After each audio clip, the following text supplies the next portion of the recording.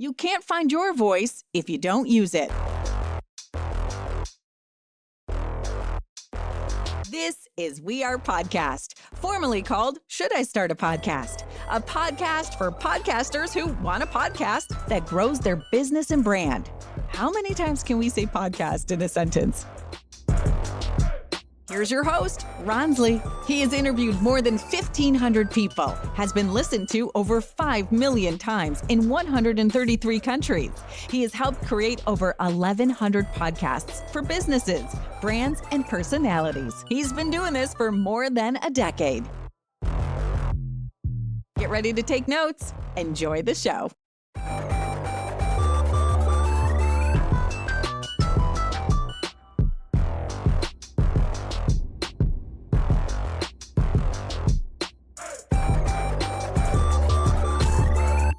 I think especially in today's world to exist and sustain and build what we call a future-proof business, first and foremost, you really have to be for someone and have a very narrowly defined target market, ideal client profile. And, years ago, you could be general, you could be for, a market segment. And a lot of times I'll ask entrepreneurs, who do you serve? Well, small business, medium-sized businesses, enterprise. Anybody will answer the phone, and that doesn't work. You can't market to that. And so, but when you can go very, very small, and when you think you're small, go smaller. And when you think you're too small, you probably still need to go a little bit smaller, go narrow, go deeper with a very, very specific niche. And I think that's one of the ways that you can stand out in a market today. Because if you try and go broad, even when you think you're narrow, the market is too big. The advertising dollars that it takes to reach your target market is way more than what you have as a small business, or even, small businesses under 500 million. Most of us here are small businesses. But you think about that, but the smaller you go, you can really own a segment of the market. And when you do that, you really become known for your solution within that market. And that's where you can expand out of. It gives you a base to operate out of and then expand a little bit and expand a little bit and expand a little bit. But it really starts with going small. So I think that's really one of the first pillars. If you'd asked me in the beginning if I would have made it, we just crossed 100 episodes a couple of weeks ago. And if you'd asked me at the beginning if I was going to do 100 episodes, I would have said, no, there's no way I'm going to last that long. And it was one of those things that I started and I hoped would go well and that I would enjoy. But it seemed like a lot of work. I didn't really know what I was doing, especially in the beginning.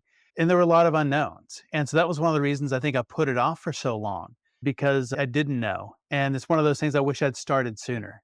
I think that the real secret for me was having a team. If it was up to me to produce the podcast, it never would have happened. It wouldn't happen today. So I think that's one of the reasons that so many podcasts don't go, is because the host tries to do everything themselves. And so for me, the secret has really been team. And so I started with the team that helped me put the podcast together. And then my team was able to take it over. And that was the point where we continued to iterate the processes, make them more our own. And then that's also when we went to twice a week and video. So really having the right team in place for launch, and then be able to have a team in place to take that over, all of the things that happen. I don't do any of that. I just get to have awesome conversations with really cool people, and magic happens and episodes come out. And that's the reason that we've made it this far. Usually what happens when people get to a place where growth equals pain in their calendar, in their relationships, in the complexity that they've kind of gotten way past their capabilities, is they decide to do one of three things. It's either, they call them the three S's. They either decide to sell the business because, the promise that they sold themselves on is not materializing, right? They grew their business, they make less profit, more pain, more challenges. They're not healthy, they're not sleeping well, etc. The other one is they sabotage their growth, meaning that they inadvertently make decisions to create ground cover for them to deal with problems to fail. Simple as like not even replying to an email fast enough that you could, because you're not ready to grow, and you sabotage yourself by missing out on the opportunity because of not replying fast enough. And then the fourth one is to stall, to decide, I don't want to grow. And unfortunate part about entrepreneurs that get to that place, my buddy Matt said that to me once. He goes, hey, is it okay if I don't want to grow? What if I'm an entrepreneur that's just like happy with what I got? I go, it's cool, but the challenge is the market's growing every year. It's called gross domestic product, GDP growth. Happens whether you like it or not. Inflation happens whether you like it or not. Your customers' demand of a better service or product grows year over year. And then the hardest one is typically your best people. If you're in a happy spot today and you don't want to grow, the best people on your team, they're not going to stay at a place where there's no opportunity for expansion and growth, because most great people want to know that there's a future that's big enough for their dreams to fit inside of. And as a leader, that's our job to deliver that. So when people hit the pain line, they usually do one of those three things. And what I wanted to offer is a completely different approach, which is the buyback principle, to help people look at their calendar, get stuff off of their plate, and then fill it with things that light them up, that make them more money, so they can actually continue growing without creating a lot of pain in their life. How can they look at measurability and kind of understand whether the marketing they're doing is actually returning on investment?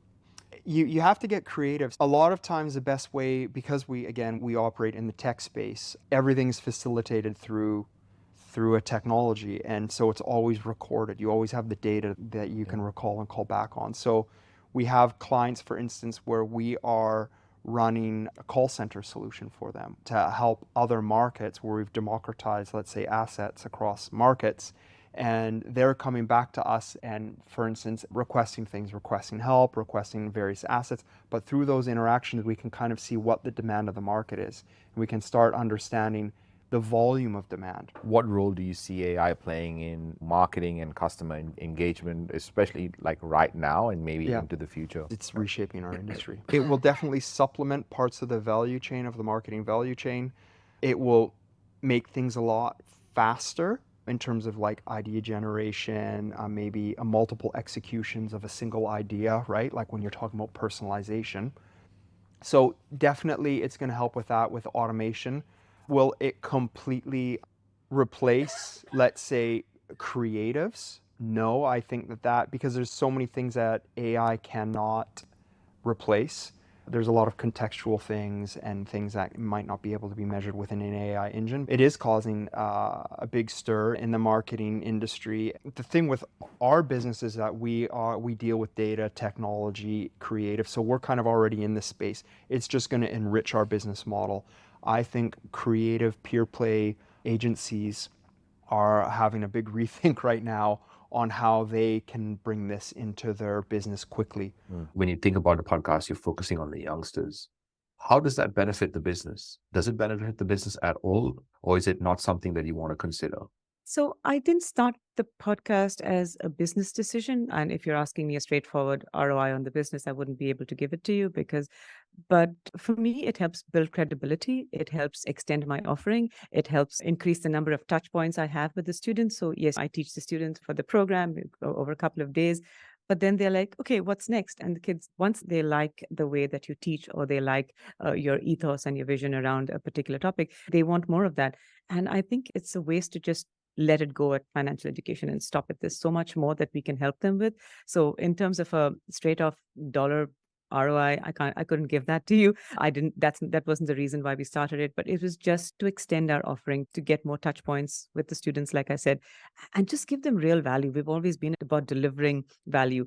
And again, like I said, selfishly, I did it for my daughters. I want them to hear all of these experts giving them advice. And I always end the podcast with, what message do you have for the youngsters? These are people talking directly to the students, giving them life advice that they wish they had earlier.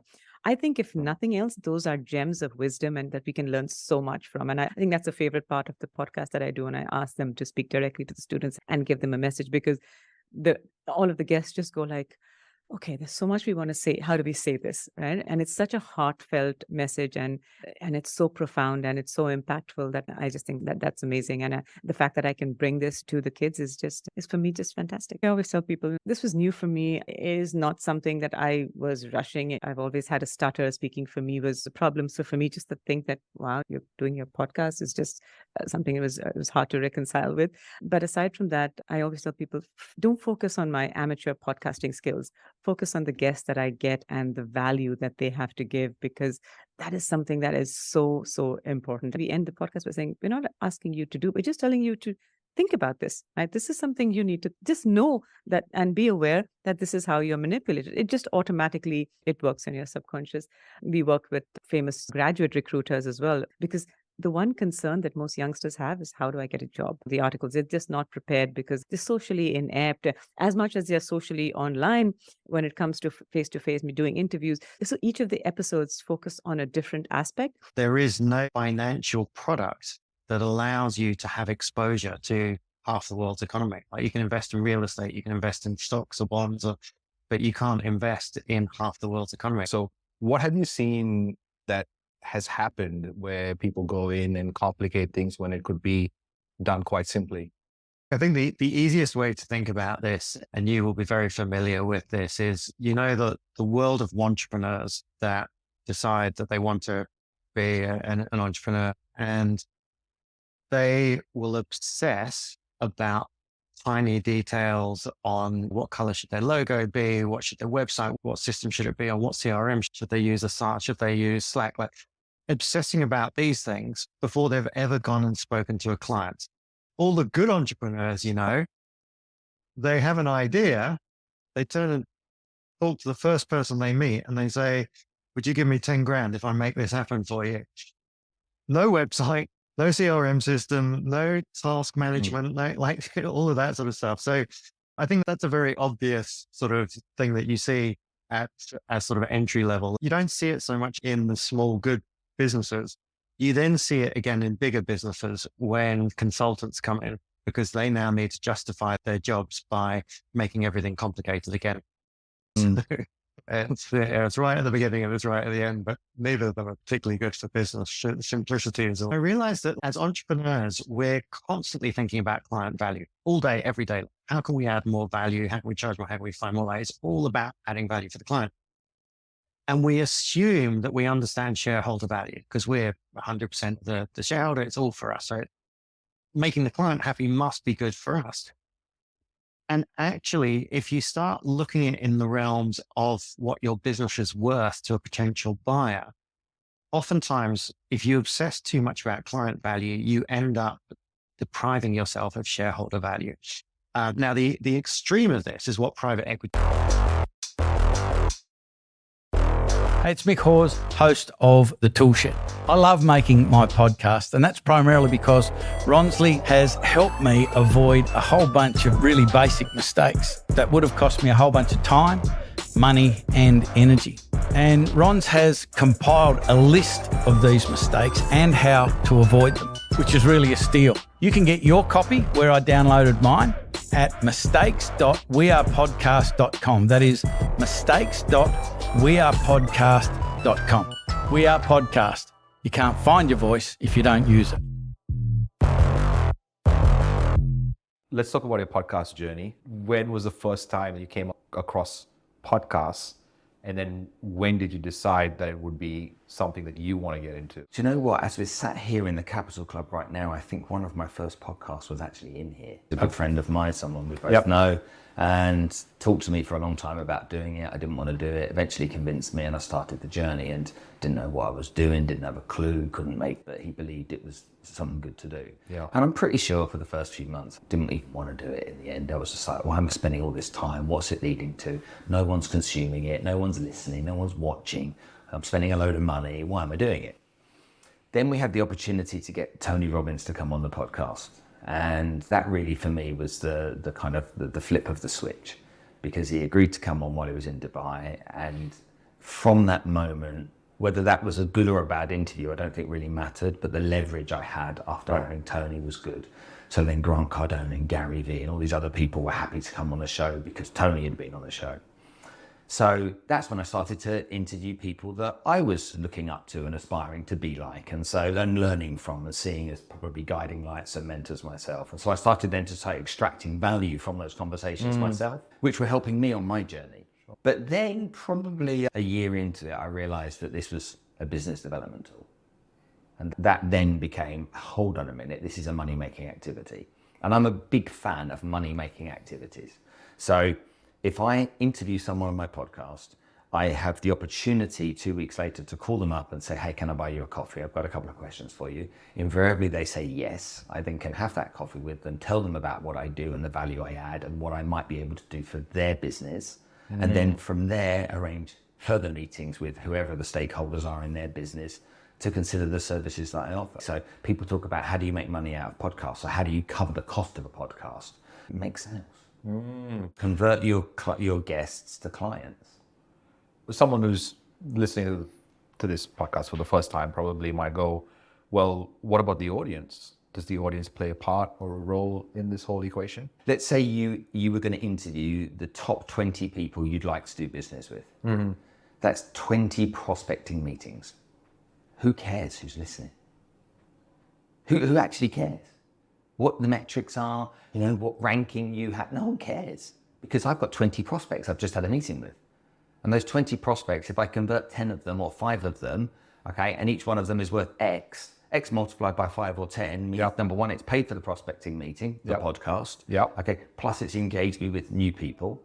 Plus I've also asked them who they would recommend that I have on the podcast. Right. So they give me 3 recommendations of 3 more prospects. So I'm now getting referrals from my podcast guest. And as I do that, this is quite simply a replacement for going to do a first meeting with a potential prospect of a high ticket sale. What are some of the unexpected results that you've gotten from having the podcast? Long-term friendships. People that became friends because of being a guest on the podcast. And I look at those people now and I cherish that I've got them in my life. And that's been, without a monetary value, a personal value. So that's definitely one. And then meeting people that champion you. Okay, you create this kind of little fan community, bizarrely, of this group of people that will defend you against any abuse online, that will fight your corner, that think what you do is really cool. And they take a lot of value from it. And so I really enjoy the fact that there's this group of people that take a lot of value and always let me know how they enjoyed or didn't enjoy the podcast episode, and are grateful for the fact that I've put it together for them to listen to once a week on their way to work in the car. So let's talk about the podcast. You started as the Spencer Lodge show, and now it's called Unscripted. It's changed to Unscripted. What is the content of the show, and how do you go about creating it? What is your process from I'm going to have this person on the show to preparing for the interview and getting the interview done? What is that process like for you? So we have a team of 7 plus me. So we have a meeting once a week to look at the guests that we want. And so we think about who they will be. We then have guest outreach once we've agreed on who they should be. From guest outreach, then one of the team then does their research on the guest to find out some valuable information about them that we can use within the podcast. We prepare a document that has questions or topics that we'd like to discuss. If we're looking for somebody who's got an interesting story, I'm acutely aware with the stage my podcast is at right now that I need to be producing content for my audience that they can enjoy and they can make sure they get some value from as well. So I think a lot about my audience and what would be valuable for them. What part of the interviews do you enjoy the most, and how do you have fun while you're in this interview process? I'm interested in human beings. I'm interested in how people think, why they think the way they think. I'm interested in their views. I'm interested in learning about people. And so because I'm naturally very curious, I have this desire to want to learn about them as human beings. I want to know how they got to where they got, really how they got there. I want to know, was there a silver spoon anywhere? There's something that helped them along the way.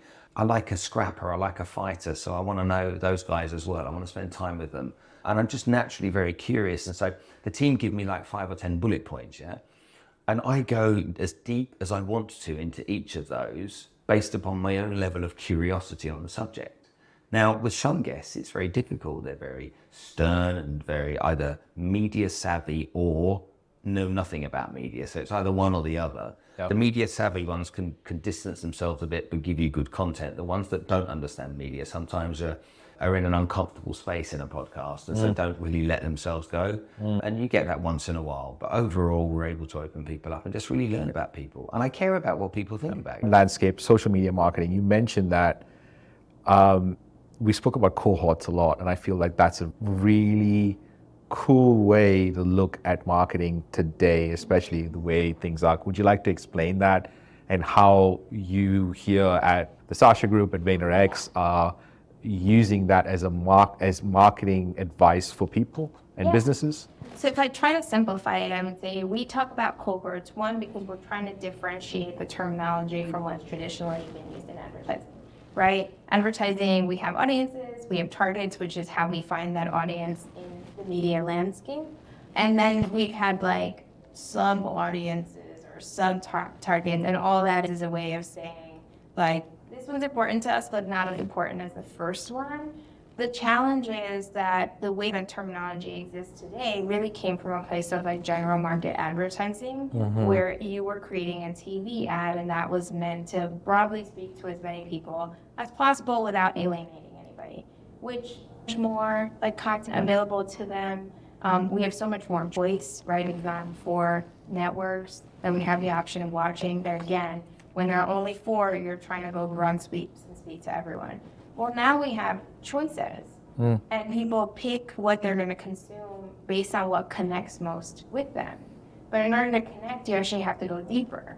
And so that actually means that you need to understand that at times it's my nationality that is front and center, right? And that you're going to be able to connect with me by showing me powerful stories for my community of people that look like me.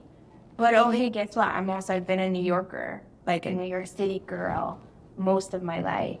So another point of intersectionality for me is that.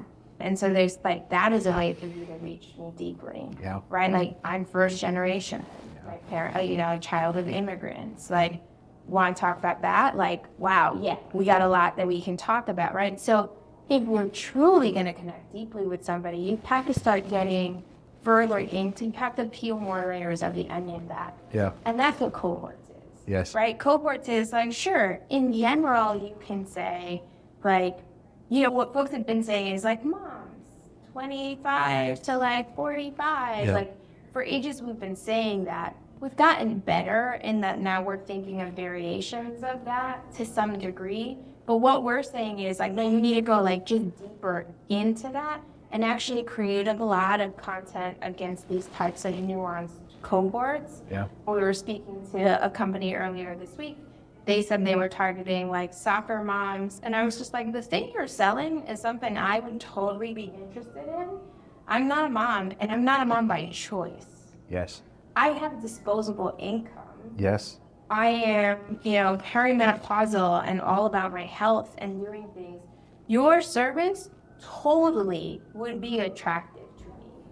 But if all of your messaging is focused on soccer moms, you're totally going to miss me. Brilliant.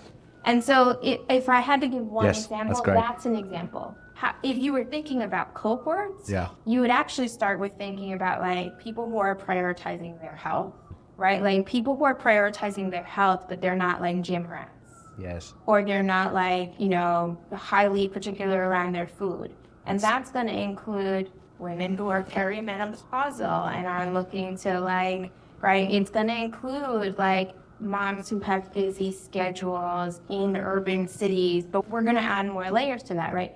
We had a conversation with them around like, look, even if, let's say, soccer moms is one of your targets, you also have to recognize you're a franchise, and the soccer moms that you're working with in Colorado are going to be really different than what it actually, if you're also going to open in Atlanta, that's not a soccer mom, that's a football mom or a basketball mom. And her interests are going to be slightly different. Right? And by the way, what about like the single dads raising? Or what about like the grandmas that are raising? Like, right? Like now we start to, so it's just like getting more nuance, because that greater nuance, that deep provides for deeper connection, but it also is much better fodder for creativity. The content is better. So it's like everybody wins. Do you find that people start introducing you as podcaster now? Is that a thing, or is that not a thing yet? Yeah, it's interesting. Podcast host is something that, that I call myself. Like, we live in a social media world, and, I get, certain likes and comments on when I post my podcast, but everybody that I see and speak to says, I always see your podcast out there, right? So I think that's the power of a podcast, that omnipresence of always being out there, being consistent, every week with what you do or however often you do your podcast. And so I'm definitely, building a lot of traction and momentum with it. Did you find struggles, and what were those struggles, if any? Not really, actually. I think the biggest thing that I did from the start was commitment, right? I committed to it. I said, like, if I do something, I'm going to do it properly. But I also thought, what's going to be the lowest resistance for me to commit to this? Like, what's going to make it as easy as possible for me to do it? So number one, do it on Zoom, like do it video, right? Easy, because then I don't need a physical place or anything to do that. Interviewing other people, right? If you start just becoming good at interviewing people, you don't have to create a lot of content. You just have to ask great questions, right? And be able to hold that frame of the interview and the podcast episode. So there were some things there that I organized. And then, basically just, I had many episodes in the bank. So I think that's a really key thing about consistency, is that recording them. And I had at least like 4 or 5 episodes in the bank, which is like 4 or 5 weeks. So I do a weekly podcast. So if you go on holidays or whatever it is like that, and then the momentum builds. So that would be the biggest thing, is making sure, like before you launch, is having at least a few in the bank so that you can stay consistent, and then you're really committed to the process. What are some of those elements that come into play when it comes to business?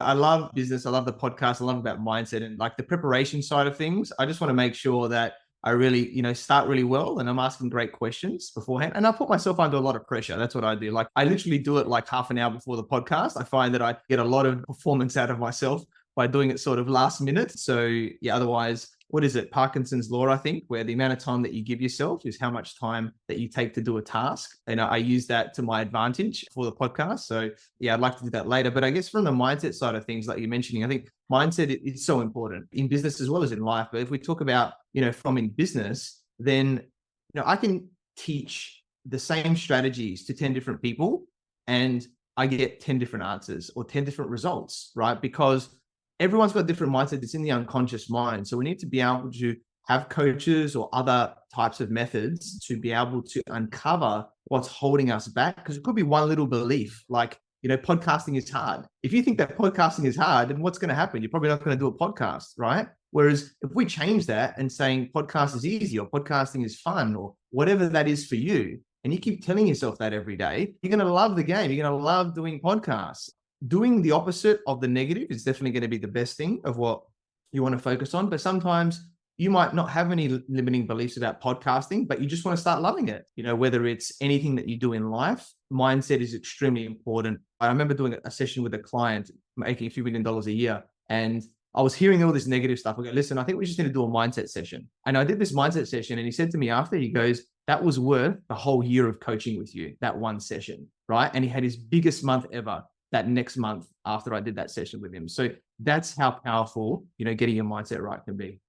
What other equipment do you like? What would you consider, equipment to get started? And then also, if you can also tell us, what are your process to prep before you hit record? Yeah, so I just have a simple Logitech, 1080p HD camera that I use. I'm still using it today. It still looks, still decent quality. I don't think you need anything massive, right? To do stuff with your computer there.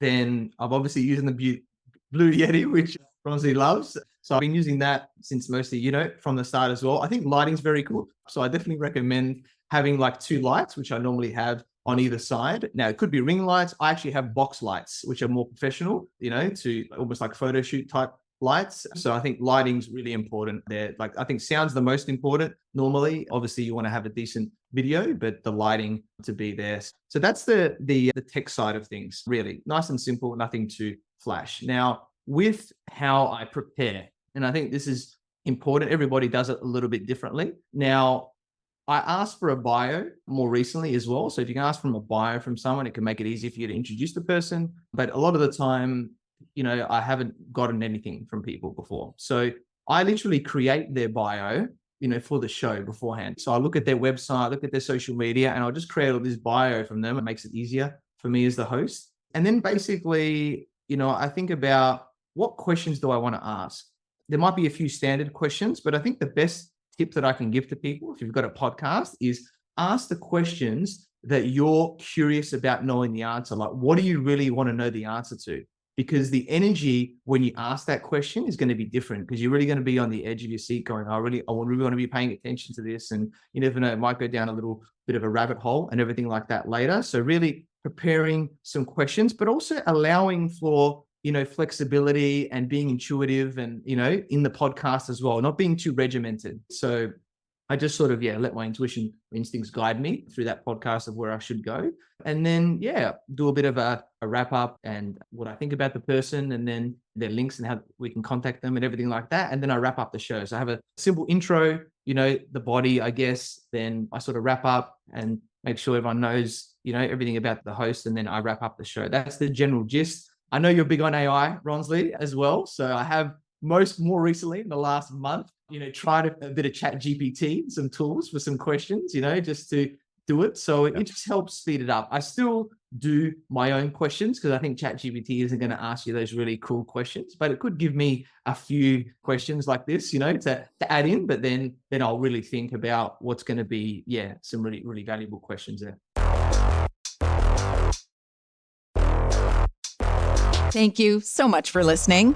Listen to the back catalog of over 300 episodes by going to wearepodcast.com. If you're looking for something specific, let the We Are Podcast team point you in the right direction. Send us an email on podcast@wearepodcast.com. Also, if you know a business owner who has a podcast, ask them to listen. Share an episode with them. The conversations here are going to save them lots of trial, error, time, and money. Until next week, much love.